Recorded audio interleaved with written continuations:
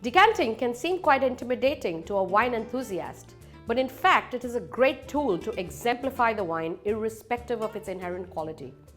Now, decanting is done for two purposes. One is to separate the wine from its sediment, and this applies more to older wines that have been through extended aging, where they actually start to throw a sediment of color and tannin molecules, which if left in the wine can make the wine quite bitter and astringent. But more in case of younger, everyday drinking wines, decanting does a magical thing, which is actually helps open up the wine in a decanter, allowing it to breathe, thereby allowing it to show its full expression when poured in the glass.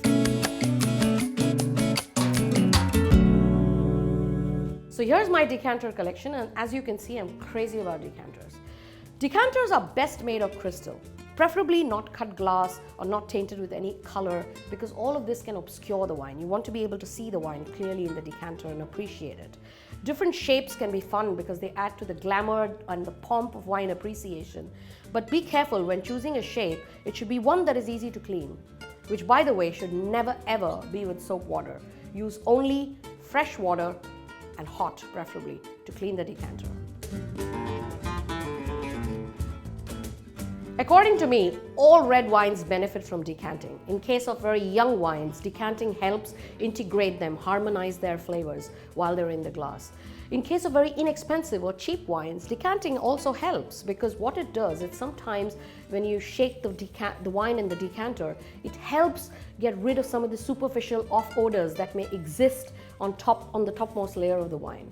In case of expensive wines like a Barolo or a Rioja or a top-end Bordeaux, of course decanting helps, because what it really does, it helps soften the wines, particularly by softening the tannins, as well as integrating the flavors and making them taste richer and helping open up a complex bouquet of aromas.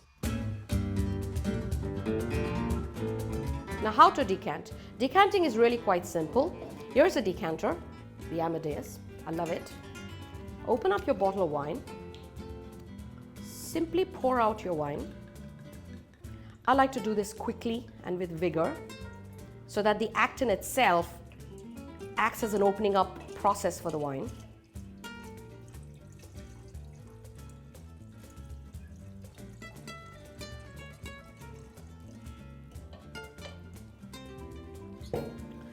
Take the decanter, give it a bit of a shake, just to again help open it up, break it down. Take a wine glass,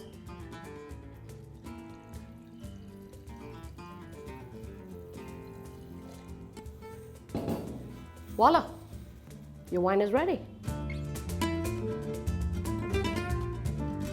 There is much debate on how long to decant, and wine professionals differ in their opinion.